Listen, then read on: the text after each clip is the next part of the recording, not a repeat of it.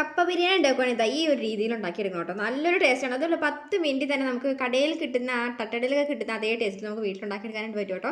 അത് നല്ലൊരു മണമാണ്. നമ്മൾ തട്ടുകടയിൽ നിന്ന് വാങ്ങുന്ന അതേ ഫ്ലേവറിൽ തന്നെ വീട്ടിൽ സ്വന്തമായിട്ട് 10 മിനിറ്റിൽ ഉണ്ടാക്കിയെടുക്കാനായിട്ട് പറ്റും. അപ്പോൾ ഉണ്ടാക്കുന്നത് എങ്ങനെയാണെന്ന് കാണിച്ചിട്ട് ഒന്ന് കണ്ടു നോക്കിക്കോട്ടോ. അപ്പോൾ ഈ ഒരു രീതിയിൽ ഉണ്ടാക്കാൻ പറ്റുന്നവരെ ഉണ്ടാക്കി നോക്കി.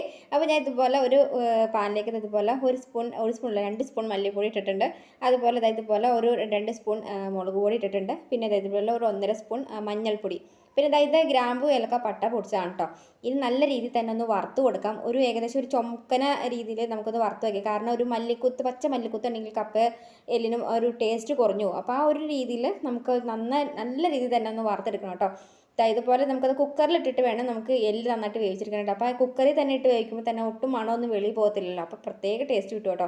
ഇനി നമുക്ക് ഇതിനകത്തേക്ക് നമ്മളെ കഴുകി വാരി വെച്ചേക്കുന്ന എല്ല് ഒന്ന് ഇട്ട് കൊടുക്കാം. അപ്പോൾ അതിന് മുന്നേ നിങ്ങൾ ഒരു നുള്ളു കറിവേപ്പിലയും കൂടെ ഇട്ട് കൊടുക്കുകയാണെങ്കിൽ അതിൻ്റെ ആവിയും കൂടെ തട്ടിക്കഴിഞ്ഞുമ്പം നമുക്ക് ആ ഒരു എല്ലിനൊക്കെ നല്ല പ്രത്യേക ടേസ്റ്റും മണമൊക്കെ വരും കേട്ടോ.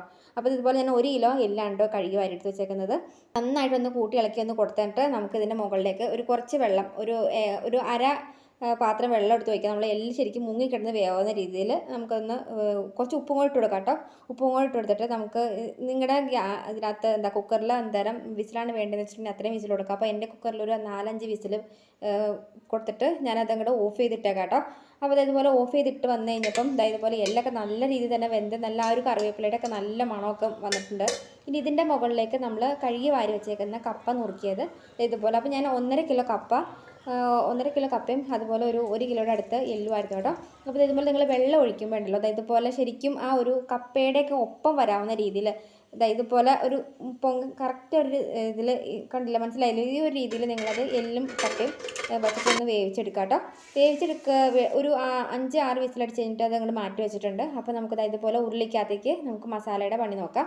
അപ്പോൾ ഇതുപോലെ ഒരു 1.5 സവാള ജസ്റ്റ് ഒന്ന് വഴറ്റി എടുത്തിട്ട് നമുക്ക് അതിനകത്തേക്ക് ഇഞ്ചിയും വെളുത്തുള്ളി പച്ചമുളകും പേസ്റ്റ് ആക്കിയിട്ട് ജസ്റ്റ് ഒന്ന് ചതച്ചിടുക കേട്ടോ.